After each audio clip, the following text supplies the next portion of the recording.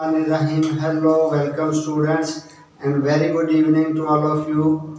Today we will discuss the first polar form of complex numbers, which is maybe the last topic of your first chapter.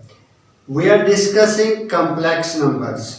दो topics इसमें mainly हैं first chapter में. First आपने real numbers को थोड़ा सा discuss किया first exercise में, नंबर्स, उनकी फॉर्मेशन लाइक दैट. देन आप कम्प्लेक्स नंबर्स पे मूव कर गए. 1.2 में क्या था, सिंपल से कम्प्लेक्स नंबर्स को मल्टीप्लाई करना, इनवर्स लेना, फैक्टराइज करना, ये था. 1.3 में भी कुछ एडवांस फॉर्म्स आ गई इसकी. आपने स्क्वायर को, क्यूब को सॉल्व करना देखा, फिर इनको प्लस माइनस करके किस फॉर्म में कंजुगेट या जो मॉडुलस वो कैसे फाइंड आउट करते हैं, ये सारी चीज़ें सीखी. एक टॉपिक जो बहुत इंपॉर्टेंट है और बहुत मिस किया जाता है by students and by also by the teachers, वो है polar form of complex numbers. Polar form of complex number student क्या है, ये मैं आज आप लोगों को सिखाऊंगा. तो लेट्स सी, हमारा टॉपिक है पोलर फॉर्म किसकी, ऑफ कॉम्प्लेक्स नंबर्स. यानी कॉम्प्लेक्स नंबर को हम एक और फॉर्म में भी चेंज कर सकते हैं, वो इसकी पोलर फॉर्म कहलाएगी.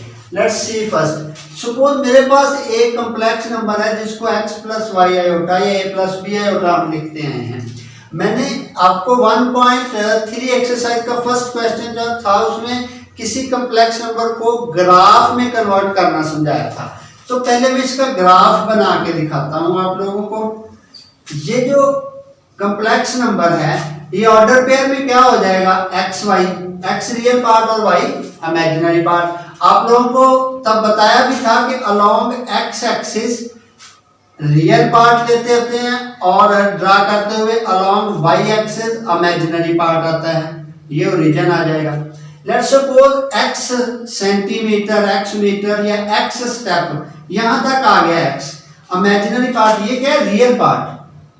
इधर आप इसका रियल पार्ट लेंगे अलोंग एक्स एक्सिस और इधर आप क्या लेते हैं, इमेजिनरी पार्ट. अब इसका रियल पार्ट है x और इमेजिनरी पार्ट है y. सपोज ये y हो गया, ये x हो गया. यानी लेट्स सपोज ये 3 सेंटीमीटर है, इसी तरह ये 4 सेंटीमीटर है, तो ये 3 स्टेप पे चला गया. ये आपका x है, ये y. दोनों एक दूसरे को जहां कट करेंगी ये लाइंस, वो हमारा पॉइंट आ जाएगा जो इस कॉम्प्लेक्स नंबर को शो करेगा. This will be x y. मैं ये डॉटेड लाइन आप लोगों को समझाने के लिए जो लगाई है ये अब रेज कर देता हूं. तो ये पोलर फॉर्म होगी, सॉरी ये हो गया इसका ग्राफ. इसको मैं अगर इस पॉइंट को P का नाम दे दूं तो एक्स वाई इसके कोऑर्डिनेट्स होंगे. हमेशा एक्स कोऑर्डिनेट पहले लिखा जाता है, वाई कोऑर्डिनेट बाद में. या आप यहां कह सकते हैं हमेशा हम रियल पार्ट पहले लिखेंगे, इमेजिनरी पार्ट. इसको आप ओरिजिन से मिला दें. आप गौर करनी है इस बात, इस पे, इस पॉइंट पे. ये ओरिजिन से मैंने मिला दिया. ये यहां से यहां तक मैंने लिया हुआ था x, ये है y. ये टोटल कितना है, y. तो जितना ये है उतना ये है. इसको भी मैं y कह लेता हूं. ये y हो गया, ये x हो गया. ये आपके पास एक राइट ट्राइंगल बन गई है जिसका बेस क्या हो गया x, परपेंडिकुलर क्या हो गया y. कोई ना कोई तो यहाँ पे इसका एंगल भी बनेगा जिसको मैं थीटा का नाम दे देता हूं.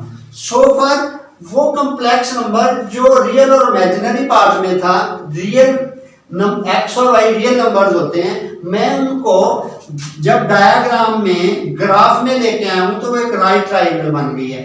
अब आपने पाइथागोरस थ्योरम पढ़ा हुआ है जिसमें base square plus hypotenuse square, sorry perpendicular square is equal to hypotenuse square होता है, पाइथागोरस थ्योरम. अब इसको x square plus y square अगर मैं दोनों तरफ अंडर रूट ले लूं तो ये ओपी आ जाएगा. लेट्स सपोज ये आंसर जो है इसको मैं आर कह लेता हूं. X square plus y square जो कि मॉडुलस भी है, रियल पार्ट का स्क्वायर प्लस इमेजिनरी पार्ट का स्क्वायर और अंडर रूट. ये मॉडुलस भी आपने पढ़ा हुआ है, ये आर मैं कह लेता हूं. तो अब मेरे पास ये जो कॉम्प्लेक्स नंबर है ये किस में चला गया है, थीटा और आर की फॉर्म में, एक्स और वाई की फॉर्म में गिवन था. अब आप लोगों को पता है कि ये जो x होता है ये r cos थीटा होता है और y जो है ये r sin थीटा होता है. आप लोगों ने मैट्रिक में पढ़ा हुआ है कि किस तरह हम एक वेक्टर को उसके कंपोनेंट में रिजॉल्व कर देते हैं, हॉरिजॉन्टल और वर्टिकल कंपोनेंट। अगर ये आर वेक्टर और थीटा एंगल बना रहा है तो ये आर कॉस थीटा होगा, ये आर साइन थीटा होगा। X is equal to r cos theta, y is equal to r sine theta. अब जेड क्या दिया गया था मुझे? ये मुझे दिया गया था student x plus y iota. मैं इसमें पुट कर देता हूं एक्स की जगह पे आर कॉस थीटा और y की जगह पे r sin थीटा। तो z हो जाएगा r cos theta plus r sin theta साथ आयोटा। शुरू में लिख लें या बाद में? इनमें से मैं r कॉमन ले सकता हूं, this will B cos theta. Iota अगर मैं पहले लिख लूं तो आयोटा sin थीटा। ये जो z को लिखने का तरीका कार आ गया, this is called polar form of complex number. Now look at the starting value of z which is x plus y iota. ये जो नेक्स्ट फॉर्म आ गई है इसमें कहीं आपको x और y नजर नहीं आ रहा है, ये r और थीटा की फॉर्म में है, तो ये polar form of complex number कहलाती है।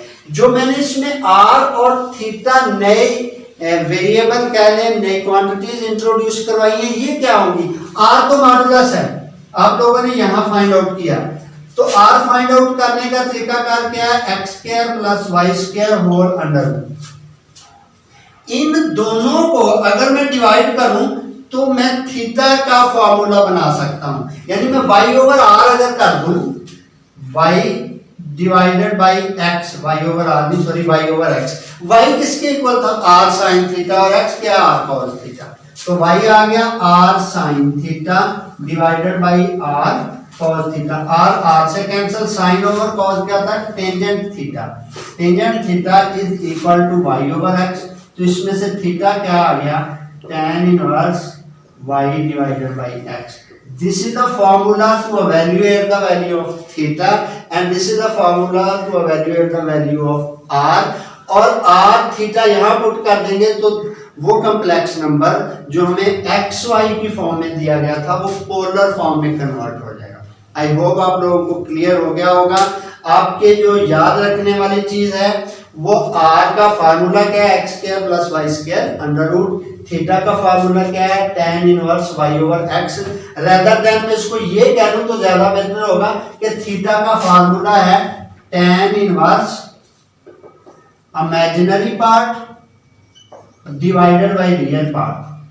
तो इस तरह आप थीटा की वैल्यू फाइंड आउट कर सकते हैं। अब क्वेश्चन देखते हैं जो पोलर फॉर्म से सॉल्व होगा। ये एग्जांपल होगी पेज 25 पे I think so, example number 4 page 25।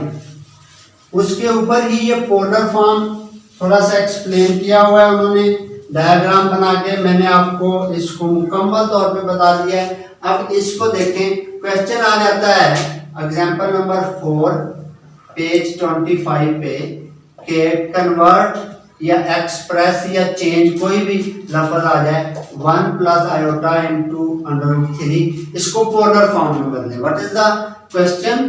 कि कन्वर्ट कर दें या एक्सप्रेस कर दें इस कॉम्प्लेक्स नंबर को पोलर फॉर्म में। वैसे अगर z ही कह लूं तो ये है 1 plus iota into under root 3, real part 1, imaginary part under root 3। आपको ये क्लियर होना चाहिए। z का जब पोलर फॉर्म है तो वो फार्मूला हमने क्या बनाया? r multiplied by cos theta iota sin theta.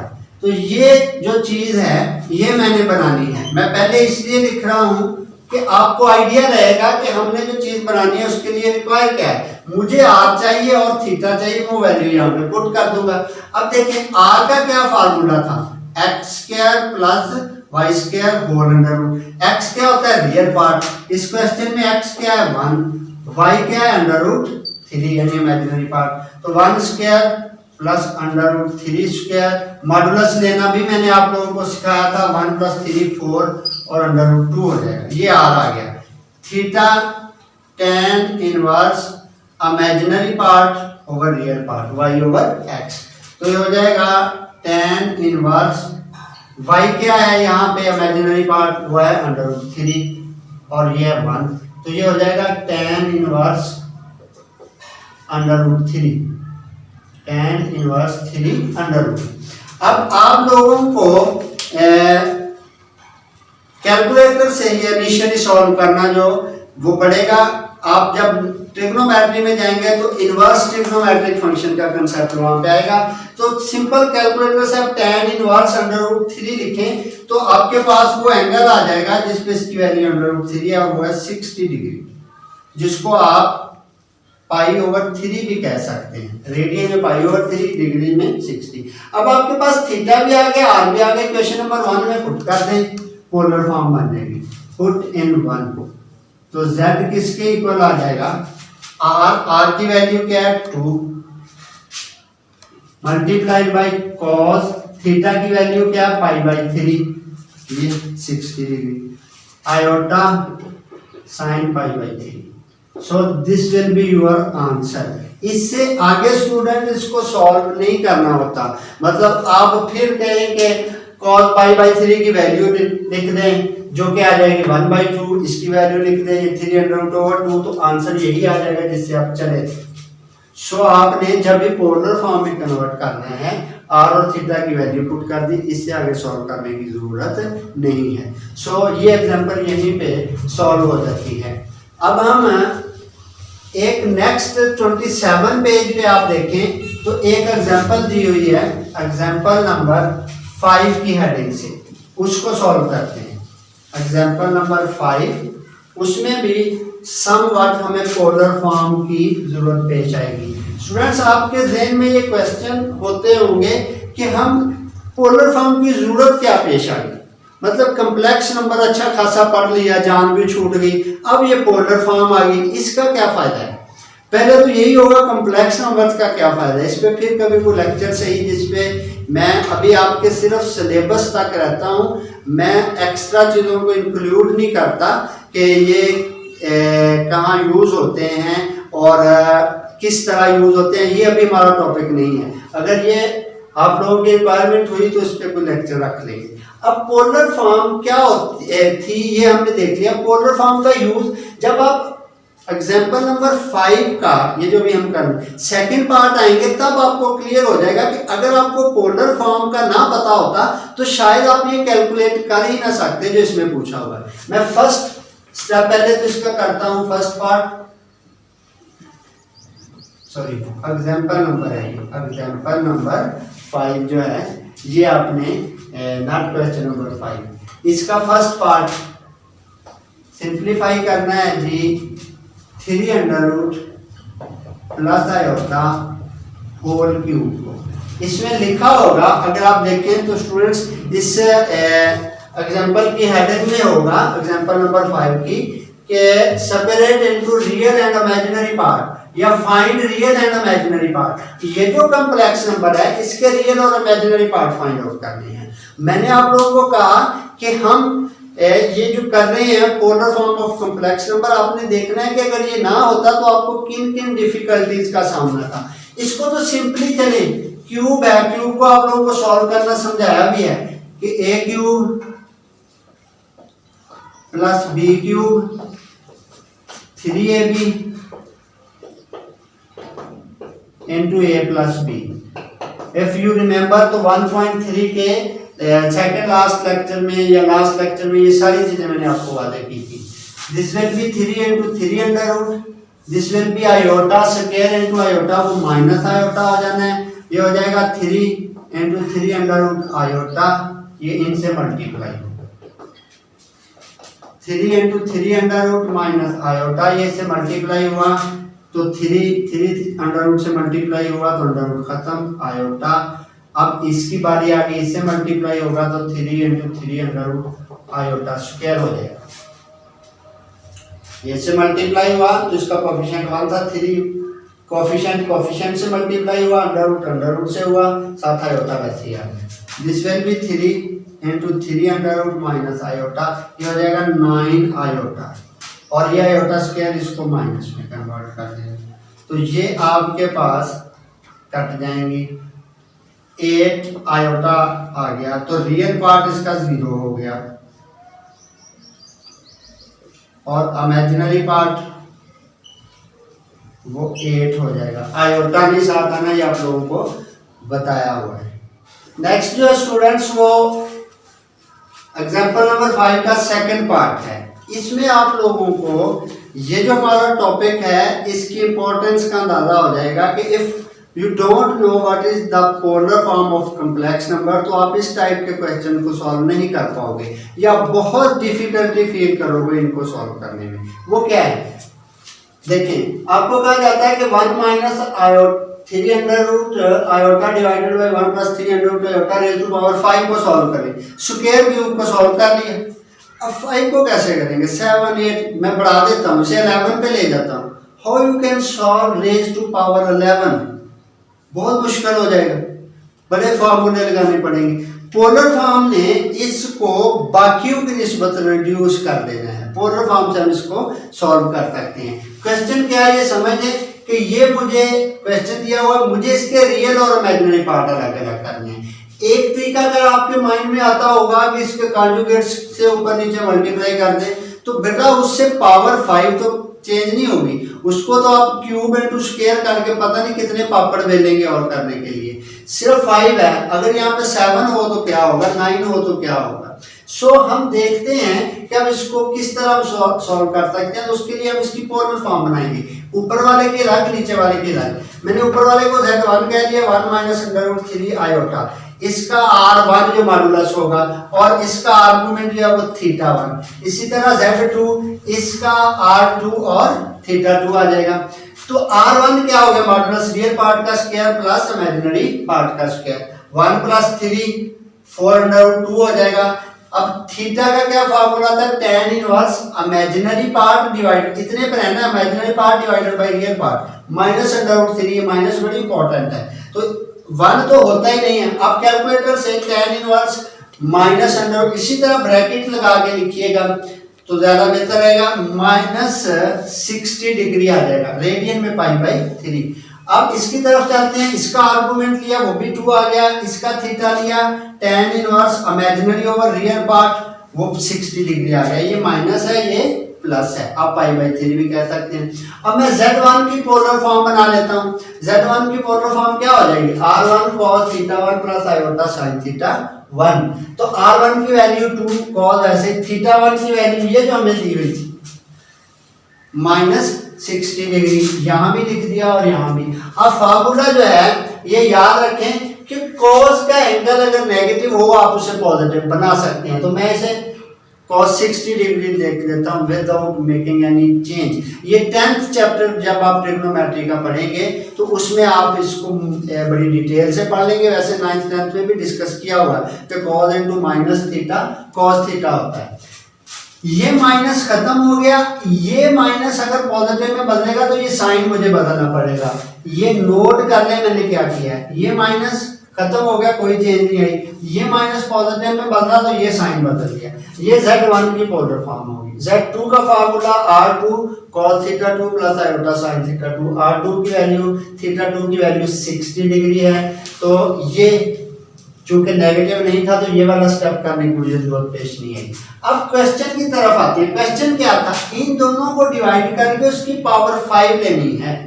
तो मैं ये रकम लिख लेता हूँ, इतने को मैंने z1 कहा हुआ है। अगर आप यहाँ पे देखें इसको z1 और इसको मैंने क्या कहा था z2, तो यहाँ पे z1 यानी उसकी पोलर फॉर्म लिख दी, z2 की polar form raise to power 5 हो गया। ऊपर वाले की पावर 5 अलग कर दी है और नीचे वाले की पावर 5 अलग कर दी है।